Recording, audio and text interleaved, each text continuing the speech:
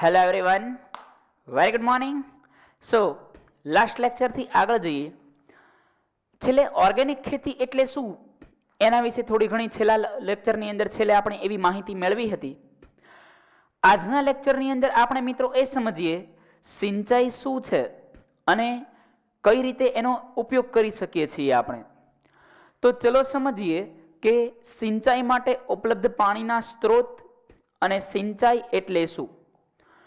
મિત્રો પ્રોપર આપણે વાત કરીએ તો સિંચાઈ એટલે બીજું કંઈ જ નહીં પણ આપેલ જે પાક છે, ઉગાડેલ જે પાક છે એને પાણી આપવાની પદ્ધતિને સિંચાઈ તરીકે ઓળખવામાં આવે છે. અને ટ્રેડિશનલી જે મોટા ભાગે એનો યુઝ થતો હોય એ આપણે કુવાઓ દ્વારા કરતા હોઈએ છીએ. ઘણા બધા સોર્સિસ છે, ઘણા બધા સ્ત્રોત છે સિંચાઈના. જેમ કે મિત્રો આપણે વાત કરીએ તો સિંચાઈના સ્ત્રોતની અંદર, સિંચાઈના સોર્સની અંદર કોણ કોણ આવશે? તો કે એની અંદર આવશે તળાવ, નદી, સરોવરો, ટ્યુબવેલ એટલે કે કોઈ પણ પ્રકારના કુવાઓ, કોઈ પણ ભૂમિગત પાણીનો ઉપયોગ કરી શકાય. આ ટ્રેડિશનલ પદ્ધતિ છે. એની સિવાયની બે પદ્ધતિ જે આધુનિક પદ્ધતિ, ટ્રેડિશનલ એટલે જૂની પદ્ધતિ, આધુનિક એટલે એડવાન્સ સિસ્ટમ છે, એડવાન્સ ટેકનોલોજી છે. એડવાન્સ ટેકનોલોજીની અંદર કોનો સમાવેશ થશે? તો મિત્રો એડવાન્સ ટેકનોલોજીની આપણે વાત કરીએ તો એ એડવાન્સ ટેકનોલોજીની અંદર ટપક પદ્ધતિ અને ફુવારા પિયત પદ્ધતિનો યુઝ થાય છે. હાલમાં તો ફુવારા પિયત પદ્ધતિમાં પણ ધીરે ધીરે સેન્સર સિસ્ટમ આવવા લાગી છે. ઘણા બધા વર્ષથી એ ઇનોવેટ થઈ ગયેલી છે. બરાબર કે ટપક સિંચાઈ અને ફુવારા પિયત પદ્ધતિ છે, આ બંને એવી પદ્ધતિઓ છે કે જેની અંદર પાણીનો ખૂબ ઓછો બગાડ થાય અને જેટલું જોવે એટલું પાણી યુઝ થાય ને પાકનો ખૂબ જ સારી રીતે વિકાસ થાય. આને ટપક પદ્ધતિ અને ફુવારા પિયત પદ્ધતિ તરીકે ઓળખવામાં આવે છે. ક્લિયર? એના વિશે ડીપમાં ન જતા જે ટ્રેડિશનલી યુઝ થાય છે એ માહિતી મેળવીએ. તો ખોદેલા કુવા, તેના દ્વારા ભૂમિગત પાણી અને તેના સ્તરોમાં તે પાણીને એકત્રિત કરવામાં આવે છે. હવે ભૂમિગત પાણી એટલે શું? તો કે અત્યારે પ્રોબ્લેમ એ છે આપણે જમીનની અંદર રહેલું બધું પાણી વાપરી નાખ્યું છે. આપણે જમીનની અંદર રહેલું બધું જ પાણી છે એ વાપરી નાખેલું છે. ધીરે ધીરે ઇનશોર્ટ એનો યુઝ આપણે વધારતા જઈએ છીએ અને એના લીધે શું થશે તો કે આ જે ભૂમિગત પાણી છે એમાં ઘટાડો થાય છે. ઘટાડો થાય છે એટલે એ પાણી ધીરે ધીરે એનું સ્તર નીચું જતું જાય છે. એકચ્યુઅલી પાણીના બીજા પણ ઉપયોગ છે. બીજા ઉપયોગ મિત્રો એવા છે કે એ કદાચ આંચકો કે એવું કાંઈ આવ્યું હોય, ધરતીકંપ કે એવું કાંઈક આવ્યું હોય તો થોડા ઘણા લેવલ ઉપર એ આપણને રક્ષણ પણ આપે છે. જે મગજમાં થાય છે, સમજો, હું આ ખાલી એક વસ્તુ રિલેટ કરાવું છું તમને. મગજની અંદર એક મસ્તિષ્ક મેરુજળ હોય. એ મસ્તિષ્ક મેરુજળ શું કાર્ય કરે કે તો કે કોઈક તપલી મારે કે કોઈક જોરથી કંઈક ઘા વાગે તો એની સામે એ મસ્તિષ્ક મેરુજળ રક્ષણ આપે. કારણ કે બહારથી જે ઘા લાગે છે એ વાઇબ્રેશન છે, એ વાઇબ્રેશનને પ્રવાહી છે એ સીધું એબ્ઝોર્બ કરી લે. જ્યારે ઘન પ્રવાહી કેમ એબ્ઝોર્બ કરે? હજી ડીપમાં લઈ જાઓ કે આ પાણી શા માટે જમીનની અંદર હોવું જરૂરી છે, સમજો વાતને.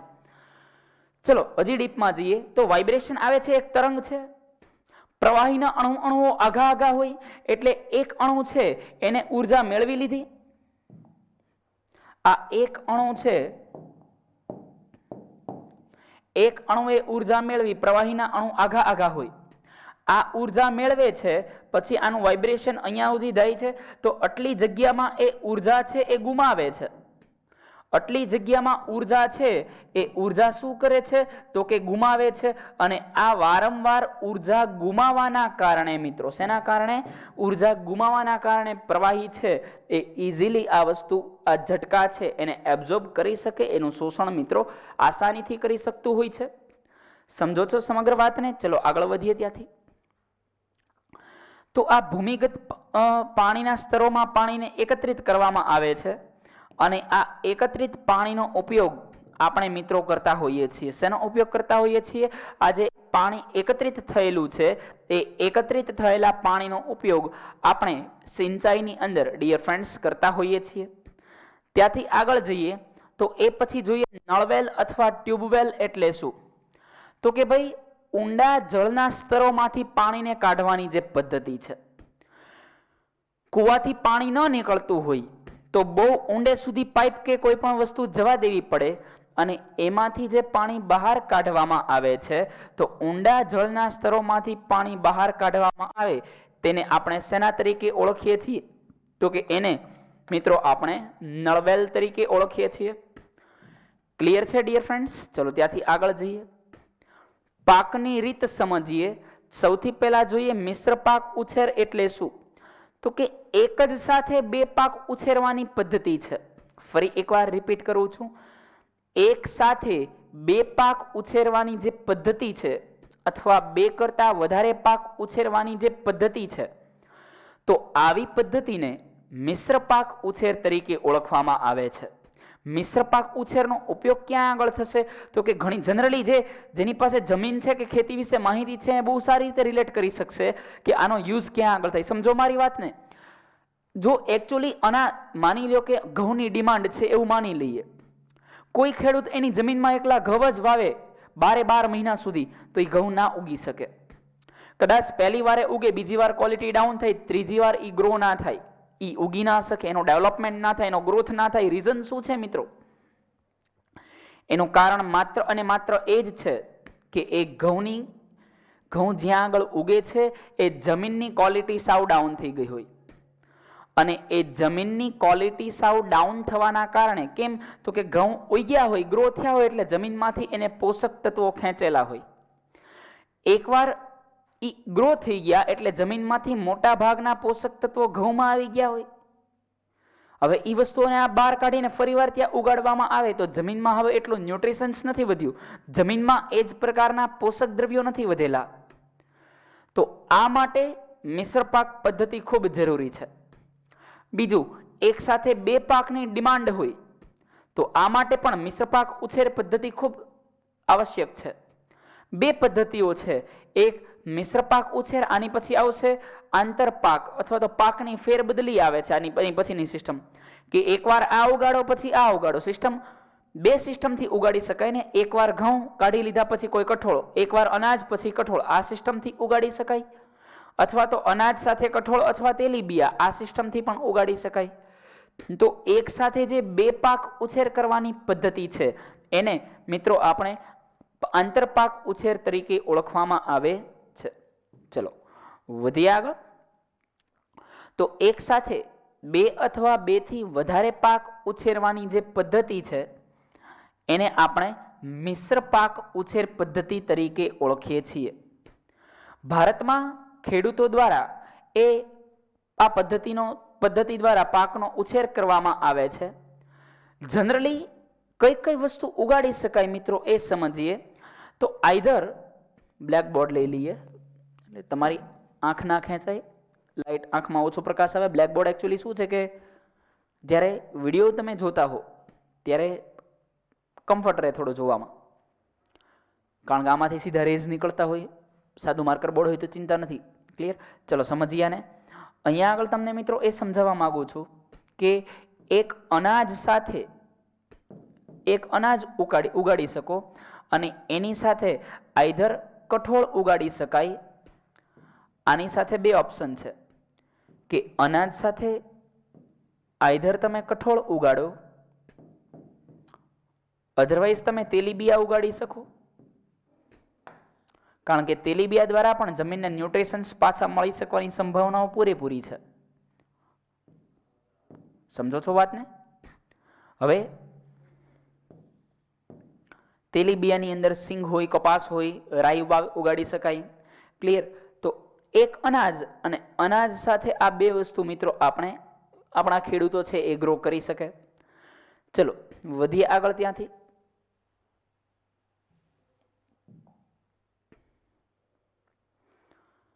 ચલો ક્લિયર? તો આ પાકના મિશ્રણનો ઉપયોગ કરી અને જે વસ્તુ ગ્રો કરાવવામાં આવે છે, જે વસ્તુઓ ઉગાડવામાં આવે છે તેને આપણે મિશ્ર પાક ઉછેર તરીકે ઓળખીએ છીએ. શેના દ્વારા ઓળખવામાં આવે છે? મિશ્ર પાક ઉછેર દ્વારા. ક્લિયર છે? ત્યાંથી આગળ જઈએ. હવે કોનો સમાવેશ થાય? તો કે ઘઉં સાથે ચણા. જુઓ, એક અનાજ છે, એક કઠોળ છે. મગફળી સાથે સૂર્યમુખી, અહીંયા આગળ બંને તેલીબિયા છે.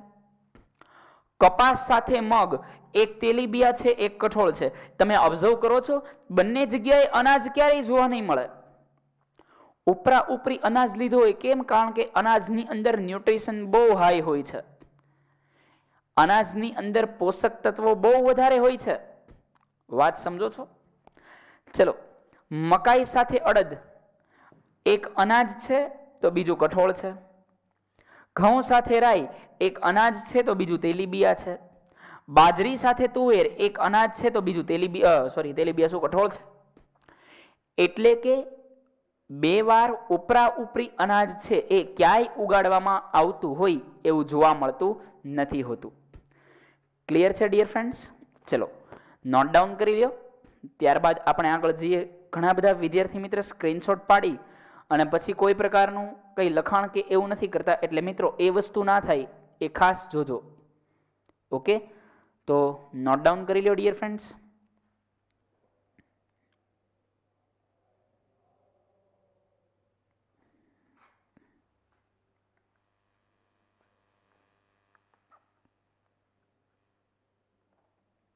ચલો, ક્લિયર છે? હવે કદાચ બાકી હોય તો વિડીયો પોઝ કરી દે, પહેલાં લખી લે, પછી આગળ વધે. અમુક વિદ્યાર્થી મિત્રની વાત કરું છું કે એવી કમ્પ્લેન આવે છે કે એ પછી કાંઈ લખતા નથી, ફોટા વાંચે છે. તો આ વસ્તુ થવી ના જોઈએ. ક્લિયર? જે લાગતા વાળતા વિદ્યાર્થી હોય એ વિદ્યાર્થી મિત્ર ખાસ આ બાબતનું ધ્યાન દોરે. ચલો, બેનિફિટ શા માટે આપવામાં આવે છે જે તો કે આ રીતે નુકસાન થવાની સંભાવનાઓ ઘટી જાય છે. શેની સંભાવના ઘટી જાય છે? નુકસાન થવાની. માની લઈએ કે કોઈ એક પર્ટિક્યુલર પાક છે એ સડી ગયો, અથવા તો કમોસમી વરસાદના લીધે એક પાક એવો હતો કે એ કમોસમી વરસાદ સહન ના કરી શક્યો, જ્યારે બીજો પાક એવો છે કે એ વરસાદ સહન કરી ગયો. બીજો પાક જે કમોસમી વરસાદ સહન કરી લે છે, એટલીસ્ટ એનું તો એક્ઝિસ્ટન્સ રહ્યું. એટલે કે ખેડૂતને બંનેનો લોસ ના જાય. આના બેનિફિટમાંથી આનું નુકસાન છે એ કવર થઈ જાય. એટલે જે એ ખેડૂત નુકસાનમાં જવાનો હતો એ નુકસાન થવાની સંભાવનાઓ છે એ ઘટી જાય. સમજો છો વાતને? ચલો, તો પાકનો નાશ થવા છતાં પાકની ઉત્પાદનની આશા છે એ જાગ્રત રહે છે. કારણ કે એક જ પાક નાશ થયો છે, બીજો પાક હજી એમને એક્ઝિસ્ટન્સ એ પોતાનું અસ્તિત્વ છે. એક્ઝિસ્ટન્સ એટલે અસ્તિત્વ. એ હજી પોતાનું અસ્તિત્વ છે એ ટકાવી રાખ્યું છે એ માટે. ક્લિયર? ચલો, વધીએ ત્યાંથી આગળ. આંતરપાક ઉછેર એટલે શું? તો કે એક જ ખેતરમાં નિશ્ચિત માળખામાં, અહીંયા આગળ નિશ્ચિત લખેલું છે, નિશ્ચિત માળખામાં બે અથવા બેથી વધારે પાકને એક સાથે ઉગાડવાની પદ્ધતિ. તો સર ઓલા બંને એક નો થઈ ગયા. હવે અત્યાર સુધી આપણે જોયું એ મિશ્ર પાક હતો. મિશ્ર પાકમાં શું હોય? તો કે અનાજ કઠોળ બધું ભેગું વાવેલું હોય, બધું ભેગું હોય. આમાં સિક્વન્સ ના હોય કે એક લાઈન ઘઉંની, બીજી લાઈન એક લાઈન અનાજની, બીજી લાઈન કઠોળની, ત્રીજી લાઈન તેલીબિયાની, એવું નક્કી ના હોય. અનાજની વચ્ચે કઠોળ ને કઠોળની વચ્ચે અનાજ, એ રીતે ગ્રુપ પાડેલા હોય. ઇન શોર્ટ ગ્રુપની અંદર જોવા મળે. આને મિશ્ર પાક ઉછેર કહેવાય. આને કેવો ઉછેર કહેવાય? મિશ્ર પાક ઉછેર. હવે પછીની જે પદ્ધતિ જોઈએ છીએ એ આંતર ઉપરના ફાયદા લખી લેજો. 10 સેકન્ડ આપું છું. 4 લાઈન છે ખાલી લખવા માટે. ચલો ક્વિક. ચલો, ક્લિયર? તો હવે આંતરપાક જોઈએ. આંતરપાક શું છે? તો કે અત્યાર સુધી આપણે મિત્રો એ જોયું કે ગ્રુપની અંદર બધી વસ્તુ ગ્રો થતી હોય. આંતરપાક એ છે કે એક લાઈન અનાજની હોય, બીજી લાઈન કઠોળની હોય, ત્રીજી લાઈન તેલીબિયાની હોય. એ ઉગાડવા હોય તો બાકી અનાજ પછી કઠોળ, એક લાઈન અનાજની, બીજી કઠોળની, ત્રીજી અનાજની, ચોથી કઠોળની, આ રીતે ગ્રો કરી શકાય.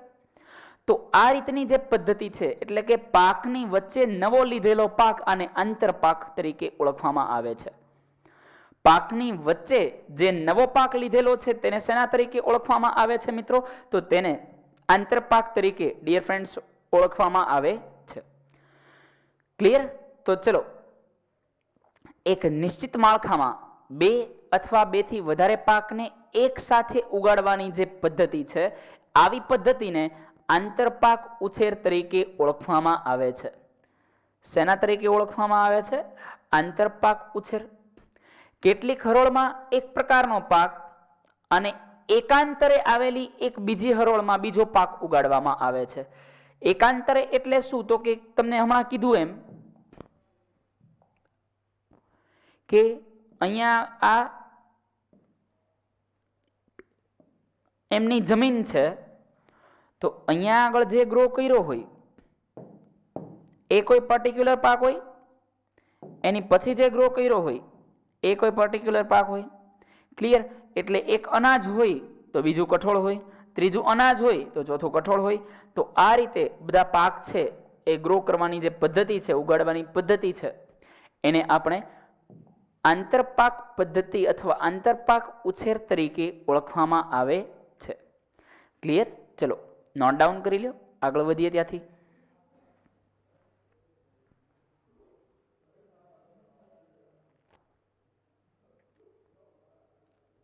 ચલો ક્લિયર છે? જઈએ મિત્રો આગળ. ઉદાહરણ તરીકે જોવા જઈએ તો સોયાબીન અને મકાઈ આંતરપાક પદ્ધતિ છે, બાજરી અને ચોળા આંતરપાક પદ્ધતિ છે. આ ખેતીવાડી ઉપરનું ઓલમોસ્ટ ચેપ્ટર છે. નામ જ એવું છે, અન્નના સ્ત્રોતો. એટલે જે વિદ્યાર્થી મિત્રને કદાચ આની સાથે સંકળાયેલા હોય, એમના પેરેન્ટ્સ, અથવા તો એને આવું ક્યાંક જોયેલું હોય, તો એ આ ચેપ્ટરને બહુ સારી રીતે રિલેટ કરી શકશે. ઇન શોર્ટ આ પોર્શનની વાત કરું તો. ક્લિયર? ચલો આગળ વધીએ. આ ઉછેર પદ્ધતિની અંદર પાકની પસંદગી એ રીતે કરવામાં આવે કે તેમાં પોષક દ્રવ્યની આવશ્યકતાઓ જુદી જુદી હોય. સમજો વાત. એક લાઈન સાથે બીજી લાઈન ઉગી, જો બંને સમાન જ હોય તો પ્રોબ્લેમ કેવો થાય? અથવા તો બંને સમાન એક જ સરખા પોષક તત્વો ખેંચતા હોય તો એ જ પ્રોબ્લેમ આવ્યો ને, કે જમીનમાંથી જે ન્યુટ્રિશન્સ ખેંચાય છે, પોષક તત્વો ખેંચાય છે, તો ખાલી થઈ ગયા. ફરી એકવાર બોલું છું, એવા પાકને એક સાથે ગ્રો કરાવવામાં આવે છે. એક અનાજ અને એક કઠોળ એવા પાકને એક સાથે ગ્રો કરાવવામાં આવે છે, ઉગાડવામાં આવે છે કે બંનેના પોષક તત્વો અલગ અલગ હોય. જો બંને એક જ સરખા પોષક તત્વો ખેંચતા હોય તો જમીનમાંથી ફરીવાર બધું ખેંચાઈ જવાનું છે. એ તો આપણે નથી ઈચ્છતા. ક્લિયર? એ તો આપણે નથી ઈચ્છતા. એટલે ખેડૂત શું કરશે કે એવા પાકનો ઉછેર કરશે કે જેના પોષક દ્રવ્યની આવશ્યકતા અલગ અલગ છે. અને એ પોષક દ્રવ્યોની આવશ્યકતા ડિયર ફ્રેન્ડ્સ અલગ અલગ હોવાના કારણે બહુ સારી રીતે ખેડૂત છે એની સાથે રિલેટ કરી શકશે. જમીનની અંદર જે પોષક તત્વો છે એ ધીરે ધીરે ખેંચાશે. દાખલા તરીકે જોવા જઈએ તો એક પ્રકારનો પાક ઉગાડ્યો જે આયનને વધારે ખેંચતો હોય, અને બીજો પ્રકારનો પાક કાંઈક બીજી વસ્તુ ખેંચતો હોય. એટલે એવું ના થાય કે આયન ખેંચાઈ જાય ને બાકી બધું પડ્યું રહે. એટલે આ પદ્ધતિ છે એ અમલમાં મૂકવામાં આવેલી છે. Clear dear friends? ચલો આગળ વધીએ. ઓકે, તો એવા પાકનો ઉછેર કરવામાં આવે છે કે જેમાં પોષક દ્રવ્યની આવશ્યકતાઓ ભિન્ન ભિન્ન હોય, અલગ અલગ હોય, જેથી કરી અને કોઈ પોષક દ્રવ્યમાં દરેક પોષક દ્રવ્યનો ઉપયોગ થાય. એવું ના થાય કે એક પડ્યું રહે ને બીજું, એકનો ખેંચાઈ જાય ને બીજું પડ્યું રહે, એવું ના જોવા મળે. અને તેમની વચ્ચે કોઈ પ્રકારની કોમ્પિટિશન ના થાય. ક્લિયર? ઇન શોર્ટ, ઘરમાં એવું બનતું હોય કે બે ત્રણ પ્રકારના નાસ્તા પડ્યા હોય, આપણા ભાઈ બહેન હોય, બધાને બોનબોનના બિસ્કિટ જ ભાવતા હોય, તો 3 જણ બોનબોનના બિસ્કિટ ઉપર તૂટી પડે ને બાકીનું બધું એમને એમ પડ્યું રહ્યું હોય. અહીંયા એની જેવું છે. જો એક સરખી વસ્તુ એક સરખા પોષક દ્રવ્યો ખેંચતા હોય તો બધા એક પ્રકારનું પોષક દ્રવ્યો ખેંચાઈ જવાનું છે, બાકીનું બધું પડ્યું રહેશે. એવું ન થાય એ માટે એવા પાક ગ્રો કરાવવાના છે કે એકને જુદું પોષક તત્વ જોઈએ, બીજાને જુદા પોષક તત્વો જોઈએ. ક્લિયર? જેથી કરીને બધાનો ઉપયોગ થઈ જાય ને કાંઈ પડ્યું ના રહે. ક્લિયર? પછી તો આમે ખાતર નાખવાનું જોઈએ એકવાર પાક લેવાઈ ગયા પછી, અને પછી ફરી વાર એ ગ્રો થશે જ તે. Clear dear friends? ચલો વધીએ આગળ. નોટ ડાઉન કરી લેજો.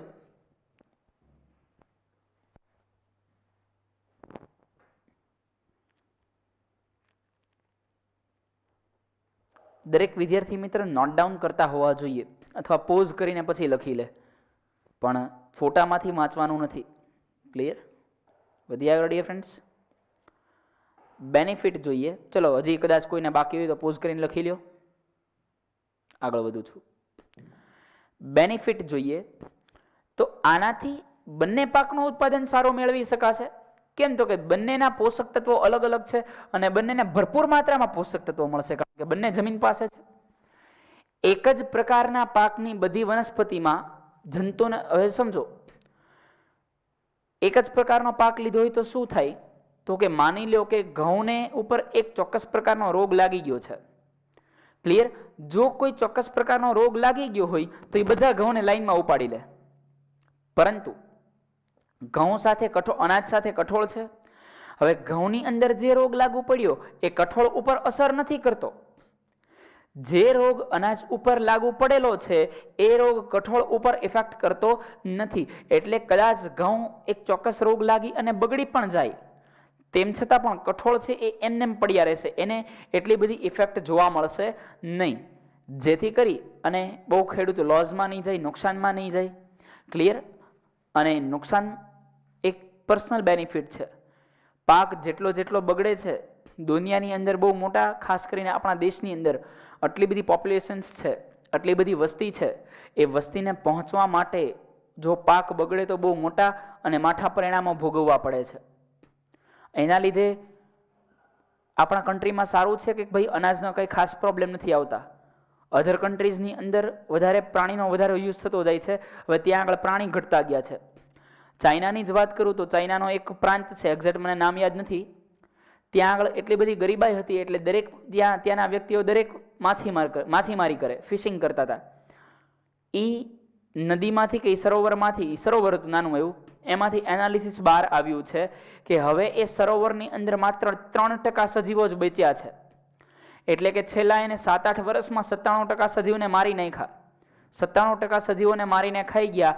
હવે થોડા સમયની અંદર એ આખો ઝોન છે, એ આખું પોન્ડ છે, આખું લેક છે, જે તળાવ સરોવર છે, એ સજીવ વિહીન બની જાય એવી શક્યતાઓ પૂરેપૂરી છે.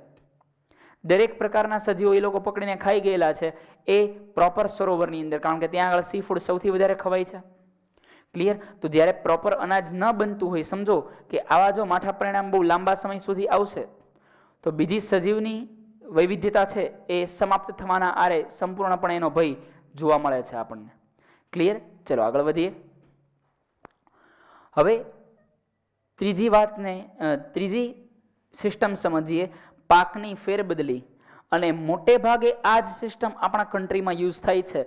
રીઝન એ છે કે દરેક પોતાનો ફાયદો વિચારતા હોય કે ભાઈ 3 મહિના પછી ઘઉંની સિઝન આવશે કે 3 મહિના પછી મગફળીની સિઝન આવશે, તો હવે મગફળી જ ગ્રો કરીએ, બાકી શું કામ બીજાને સ્થાન આપવું?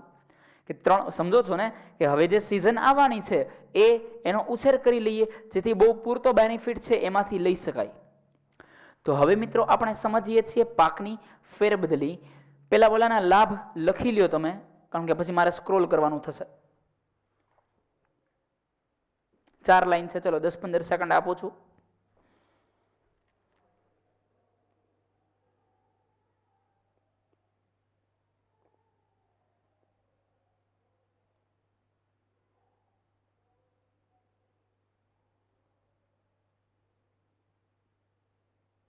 ચલો વધીએ આગળ. હવે મિત્રો સમજીએ પાકની ફેરબદલી. પૂર્વ આયોજન અનુસાર, પૂર્વ આયોજન એટલે પહેલેથી જ ડિસાઇડ કરેલું છે એ મુજબ, ખેડૂતે પહેલેથી જ પ્લાન બનાવેલો હોય. એક જ ખેતરની અંદર વારાફરથી વારા અનાજને, કઠોળને કે તેલીબિયાને એક પછી એક અલ્ટરનેટિવલી એનો ઉછેર કરવાની જે પદ્ધતિ છે એ પદ્ધતિને પાકની ફેરબદલી તરીકે ઓળખવામાં આવે છે. શેના તરીકે ઓળખવામાં આવે છે? પાકની ફેરબદલી તરીકે. પાકની ફેરબદલી છે એ ચોક્કસ સમયગાળા આધારિત પાકનું સંમિશ્રણ કરવા માટે તેને અપનાવવામાં આવે છે. અને પાકનું સંમિશ્રણ થઈ જાય એટલે કે આ પાક લીધો પછી જ આ પાક એને પહેલા લઈ લેવાનો જમીનમાંથી, એટલે કે લણણી કરી લેવાની, ખેતર ક્લીન કરી અને ફરીવાર ત્યાં આગળ ખેડાણ કરી અને બીજો પાક છે એ મિત્રો ઉગાડવામાં આવતો હોય છે. તો આ સમગ્ર પદ્ધતિ છે એને મિત્રો આપણે પાકની ફેરબદલી તરીકે ઓળખીએ છીએ. નોટ ડાઉન કરી લ્યો. ત્યારબાદ ડિયર ફ્રેન્ડ્સ આપણે આગળ જઈએ.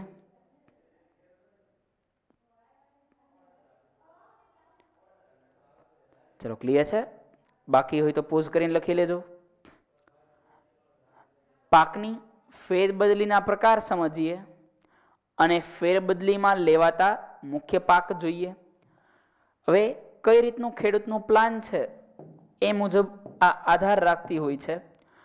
મોટે ભાગે 90% કે 95% ખેડૂતો છે 1 વર્ષની ફેરબદલી પસંદ કરતા હોય છે, કારણ કે 3 વર્ષ માટેની ફેરબદલી થોડી લાંબા સમયની બની જાય છે. ક્લિયર? તો અને એમાં પણ લગભગ અહીંયા આગળ ગુજરાતની જમીનની વાત કરીએ, ખાસ કરીને ભાલ સાઈડની કહીએ તો ત્યાં આગળ આ 1 વર્ષ કમ્પ્લીટ થાય એ પછી ડાંગર ને ઘઉં એકવાર ગ્રો થઈ ગયા, એ ગ્રો થયા એ પછી આખું વર્ષ આમાં દેખાડ્યું નથી. આની સિવાય ઘણી બધી સિસ્ટમ આવે, આવા ટૂંકમાં ઘણા બધા લેવાતા પાકો આવે. આની સિવાય એ જ ખેડૂત છે એ કઠોળ ગ્રો કરતા હોય છે. ક્લિયર? પછી ફરીવાર એ કાઢીને આ ગ્રો કરતા હોઈએ છે.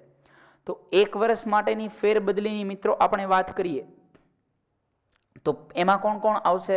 તો કે મકાઈ સાથે રાઈ વાવી શકાય, એટલે કે પહેલા મકાઈ પછી મકાઈની લણણી થઈ ગઈ પછી રાઈ વાવી શકાય. 6 મહિનાના ગેપના આધારે મૂકેલા છે.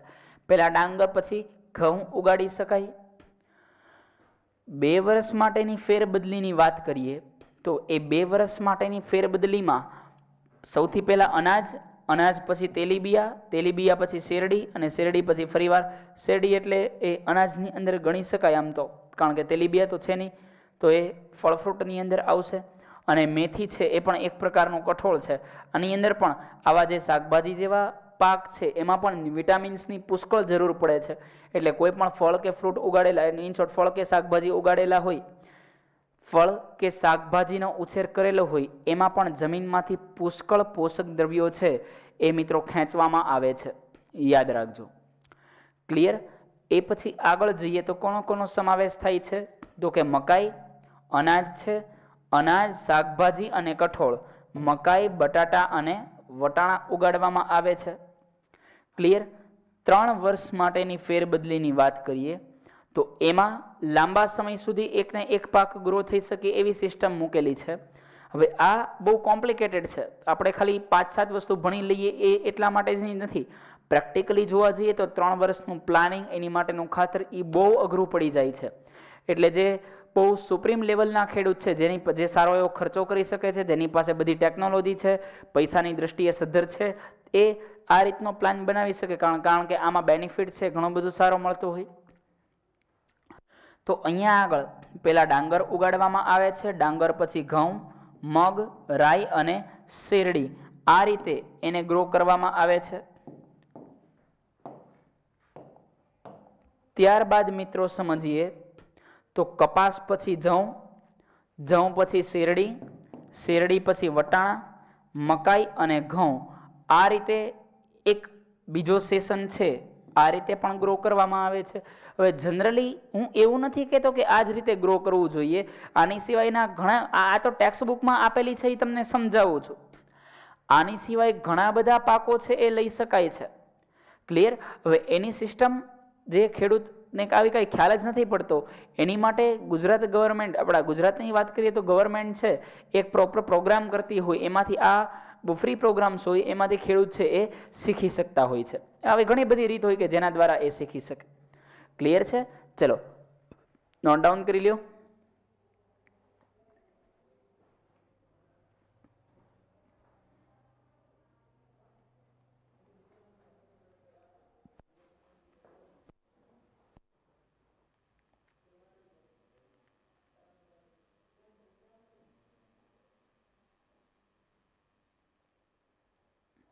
આગળ વધીએ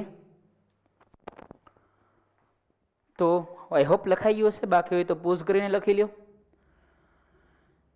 એ પછી સમજીએ સામાન્ય રીતે એક પાક મેળવ્યા પછી વાવવા માટે જે બીજા પાકની પસંદગી, ભેજ અને સિંચાઈની સુવિધા છે એ કઈ રીતની ખેડૂતને મળે છે. બહુ બધી વસ્તુ ડિપેન્ડ કરે આની ઉપર. આબોહવા કેવી છે, જમીન કેવી છે, પાક કેવો છે, એની ક્વોલિટી કેવી હોવી જોઈએ. ક્લિયર? હાઇબ્રિડાઇઝેશન કેવું છે, એટલે કે એનું બિયારણ કેવું છે, કારણ કે જેવું તેવું બિયારણ કામ ના કરે આની અંદર, અને કામ કરે તો સમય બહુ વધારે લઈ લે. એટલે આધુનિક બિયારણની જરૂર પડશે, તો જ વધારે ગ્રોથ મળે, તો જ પેલાને પૈસા મળે, તો જ આટલી બધી વસ્તીને પહોંચી શકાય. ક્લિયર? તો દરેક પ્રકારની સિંચાઈની સુવિધાની પ્રાપ્યતા છે એના ઉપર નક્કી કરાય છે. પાકની ફેરબદલી છે એ મિત્રો વ્યવસ્થિત રીતે નક્કી કરવામાં આવે તો 1 વર્ષની અંદર 2 કરતાં વધારે પાક પણ ઉગાડી શકાય અને એનું સારું એવું ઉત્પાદન છે એ ડિયર ફ્રેન્ડ્સ મેળવી શકાતું હોય છે. ચલો પોઝ કરી અને લખી લ્યો, હું આગળ વધું છું. ક્લિયર? તો જો જમીન સારી હોય અને દરેક વસ્તુ સારી હોય તો 1 વર્ષમાં 2 કરતાં વધારે પાક પણ મિત્રો આપણે ઉછેરી શકીએ છીએ. ચલો આ 3 પ્રકાર આપણે પાક ઉછેર પદ્ધતિના ભણ્યા. કયા 3 પ્રકાર? હું ફરીવાર બોલી જાઉં છું. મિશ્ર પાક ઉછેર, આંતર પાક ઉછેર અને પાકની ફેરબદલી. મિશ્ર પાકની અંદર ગ્રુપમાં બધા પાક ઉગાડવામાં આવે છે. આંતર પાકમાં એક પછી એક એ રીતે પાક ઉગાડવામાં આવે છે.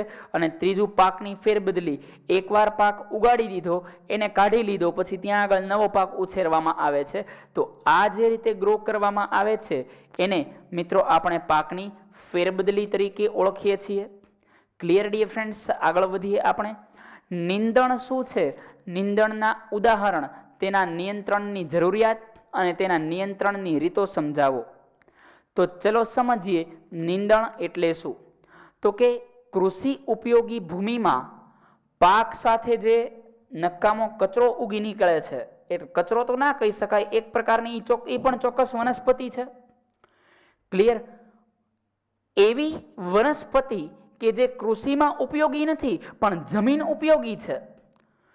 જમીન ઉપયોગી છે અને એની સાથે ઉગી નીકળતી અનાવશ્યક વનસ્પતિ કે એકચ્યુઅલી આપણે એનું કોઈ કામ નથી, એ અનાવશ્યક વનસ્પતિનું. ફરી એકવાર, આપણે એ અનાવશ્યક વનસ્પતિનું મિત્રો કોઈ કામ હોતું નથી, તેમ છતાં પણ એ ઉગી નીકળે છે. તો આવી વસ્તુને આપણે શેના તરીકે ઓળખીએ છીએ? નિંદણ તરીકે ઓળખીએ છીએ. નિંદણના ઉદાહરણની મિત્રો આપણે વાત કરીએ તો એ નિંદણના ઉદાહરણની અંદર એક આવે છે ગારડિયું, એટલે કે એનું નામ છે, એનું ઇંગ્લિશ નામ છે ઝેન્થિયમ. બીજું તો કે ગાજર. સર ગાજર તો કામ ન લાગે, પરંતુ ઘઉંની જમીનમાં કે કોક બહુ મગફળીની જમીનમાં કે કોઈ મોંઘા તેલીબિયાની જમીનમાં ગાજર ઉગી નીકળે તો ત્યાં આગળ ગાજર કામનું નથી. હા, ચોક્કસ રીતે ગાજરનો ઉછેર કર્યો હોય તો વાત અલગ છે, પણ બીજા સાથે ગાજર ઉગી નીકળે તો ત્યાં એ ગાજર આવશ્યક નથી, એ અનાવશ્યક છે. એ પછી આખું પછી કોઈ ચોક્કસ પ્રકારનું ઘાસ ઉગી નીકળે, મોથા છે એ ઉગી નીકળતું હોય. ક્લિયર? તો આ બધા જે મોથા ને બોથાની બધા નામ જે જોવા મળે છે એ એકચ્યુઅલી નામ નિંદણના છે કે ઉગી નીકળતી અનાવશ્યક વનસ્પતિ. કામ શું કરે આ? તો કે પહેલાને હેરાન કરવાનું કામ કરે. મુખ્ય પાક છે એને આ શું કામ કરશે? મુખ્ય પાકને હેરાન કરવાનું કામ કરશે કે અહીંયા આગળ કામની વનસ્પતિ ઉગેલી છે, બાજુમાં નિંદણ ઉગ્યું, નિંદણ ઝડપથી મોટું થાય, એની વૃદ્ધિ બહુ પાવરફુલ હોય. હવે જેવું એ મોટું થાય એટલે પહેલા કરતા ક્ષેત્રફળ વધારી દે એટલે સૂર્યપ્રકાશ એની ઉપર પડે, આની ઉપર ઓછો પડે.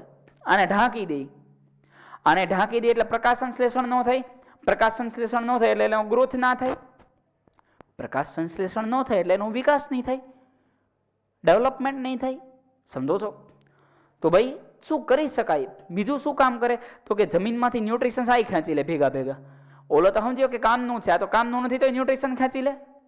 એટલે કે પોષક તત્વો ખેંચે, પાણી ખેંચે, સૂર્યપ્રકાશ ખેંચે અને ઓલાને કન્ટિન્યુઅસલી નુકસાન કરે રાખે, પોતાનો ગ્રોથ કરે રાખે. એ ગ્રોથ કરે પણ એનું કાંઈ આપણે કામ નથી. તો આવું જે વસ્તુ ઉગી નીકળે છે જેને આપણે નિંદણ તરીકે ઓળખીએ છીએ. હવે નિંદણને કાઢવું કઈ રીતે, એનું નિયંત્રણ કઈ રીતે કરવું?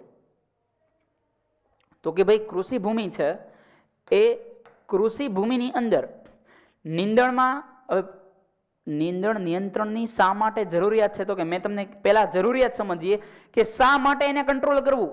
કારણ કે આજે એની પાછળ બહુ ખર્ચો કરે છે કોઈ એક ખેડૂત, પર્ટિક્યુલર ખેડૂત હોય તો, બરાબર. હવે આ કંટ્રોલ ન કરે, આ ખર્ચો ન કરે તો કેવડા મેજર પ્રોબ્લેમ થઈ શકે એ સમજીએ. તો કે એક તો મુખ્ય પાક સાથે સ્થાન ગ્રોથ વધારે કરી નાખે, પ્રકાશ આવવા ન દે, પોષક તત્વ છે એ પહોંચવા ન દે, પાણી છે એ આવવા ન દે. આ દરેક વસ્તુની અંદર કોમ્પિટિશન કરીને પોતે લઈ જાય વધારે પડતું. એ વધારે લઈ જાય એટલે પાક જે ચોક્કસ સમયની અંદર ગ્રો થવાનો હોય એ ચોક્કસ સમયમાં ગ્રો ન થાય, ઉગી ન નીકળે, અને એ ઉગે નહીં એટલે અહીંયા ડખે ચડે કામ. વાત સમજાય છે? યસ. તો આ રીતે નિંદણને કંટ્રોલ કરવું ખૂબ જ જરૂરી છે. નોટ ડાઉન કરી લ્યો એટલે મિત્રો આપણે આગળ જઈએ.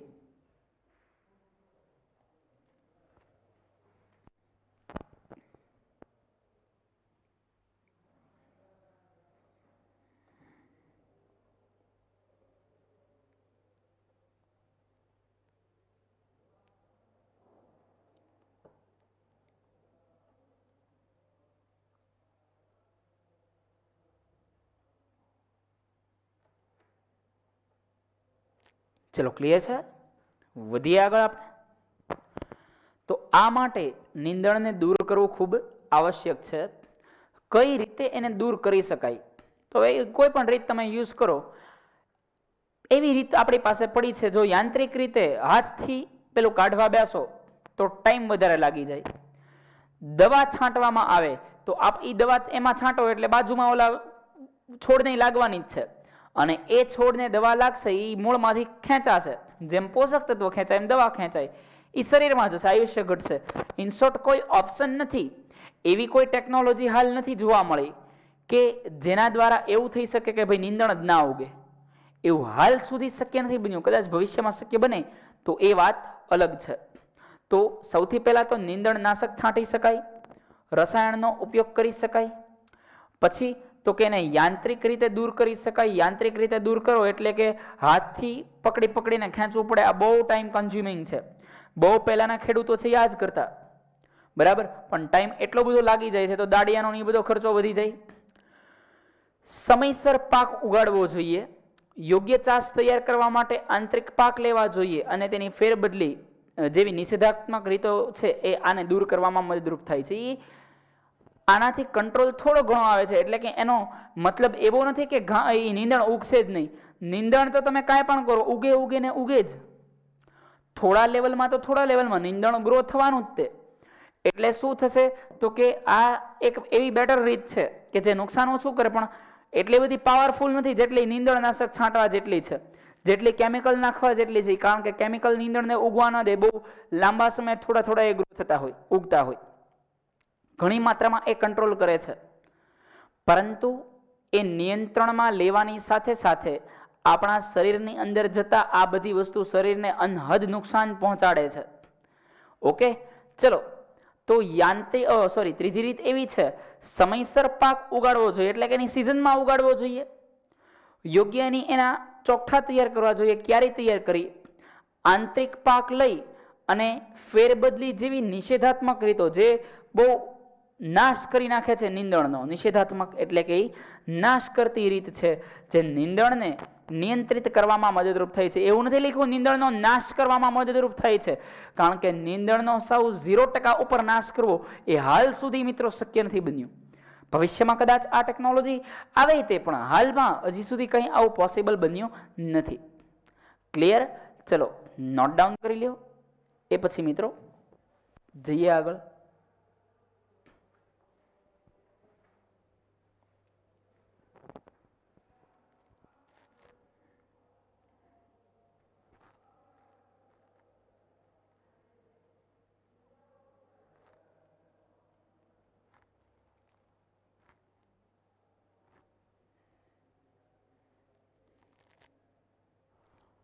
ચલો ક્લિયર છે? ત્યારબાદ સમજીએ કીટકો પાકની ઉત્પાદકતા કેવી રીતે ઘટાડે છે. તો કે કીટક છે, આજના લેક્ચરનો છેલ્લો સવાલ જોઈ લઈએ. 3 પ્રકારે વનસ્પતિ ઉપર આક્રમણ કરે છે અને વનસ્પતિને ખરાબ કરી નાખે. એટલે આ 2 વસ્તુને મારવા માટે કેમિકલ છાંટવા પડે છે અને ત્રીજું રાસાયણિક ખાતર છાંટવું પડે છે. આ 3 વસ્તુઓ છે, આ 3 કેમિકલ છે એ આપણું આયુષ્ય ઓછું કરે છે.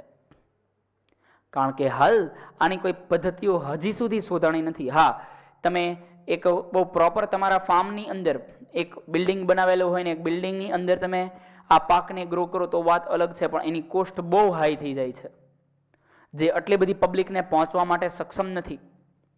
ક્લિયર? તો કીટકો છે એ 3 પ્રકારે ખરાબ કરી નાખે. સૌથી પહેલા કઈ તો કે એ મૂળ, પ્રકાંડ અને પર્ણને કોતરી નાખે. હવે કોતરી નાખે, મૂળને કોતરી નાખે તો ન્યુટ્રિશન ઉપર કઈ રીતે જાય? પ્રકાંડને કોતરી નાખે તો એક જગ્યાએથી બીજી જગ્યાએ પાણી અને પોષક તત્વોની આપલે કઈ રીતે થાય? પ્રકાંડ એટલે ડાળી, થડ. અને પર્ણને કોતળી નાખે તો પ્રકાશ સંશ્લેષણ કઈ રીતે થાય? ઘણી બધી વાર તમે પર્ણ જોયા હશે, કાણાવાળા જોવા મળતા હોય, છિદ્રાળુ જોવા મળતા હોય. સમજવાનું કે એ વનસ્પતિનો કીટક છે એ ભક્ષણ કરી ગયું છે. તે વનસ્પતિઓ દ્વારા વિવિધ ભાગમાંથી કોષરસ ચૂસી નાખે. હવે તમને બધાને ખબર છે કે જ્યારે કોષરસ ચૂસાઈ જાય ત્યારે એ વનસ્પતિના કોષ છે એ નિર્જીવ બની જાય છે. જેવો કોષરસ ચૂસાઈ જાય એ ભેગો કોષ છે એ નિર્જીવ બની જાય. નિર્જીવ બની જાય એટલે જે સજીવ કોષ છે, જે કાર્ય કરે એવો કોષ છે, પ્રકાશ સંશ્લેષણ કરે છે, હવે કંઈ ના કરી શકે એટલે એ નિષ્ક્રિય બની જાય છે અને ફળ અને પ્રકાંડમાં તે છિદ્ર કરી નાખે છે. આ છિદ્રના લીધે ફળમાં છિદ્ર કરે એટલે ફળની ક્વોલિટી ડાઉન થઈ જાય, એનો ભાવ ઘટી જાય. સમજો છો? તો આ રીતે એ નુકસાન કરી અને બહુ અઘરું પડે છે એના ઉપર કંટ્રોલ લેવો, એટલે એના માટે આના ઉપર કેમિકલ્સ છાંટવામાં આવે છે. ક્લિયર? આજના લેક્ચરમાં ડિયર ફ્રેન્ડ્સ આપણે આટલું રાખીએ. હોમવર્કમાં ચલાવેલું એકવાર લખવાનું છે. મળીએ નેક્સ્ટ લેક્ચરમાં. ત્યાં સુધી વર્ક કરો, સારું એવું રીડ કરો. Good luck to all. Good bye dear friends. Homework મટીરિયલમાંથી કરજો. ક્લિયર? ચલો, આ બાકી છે એ પ્રોપર નોટ ડાઉન કરી લ્યો.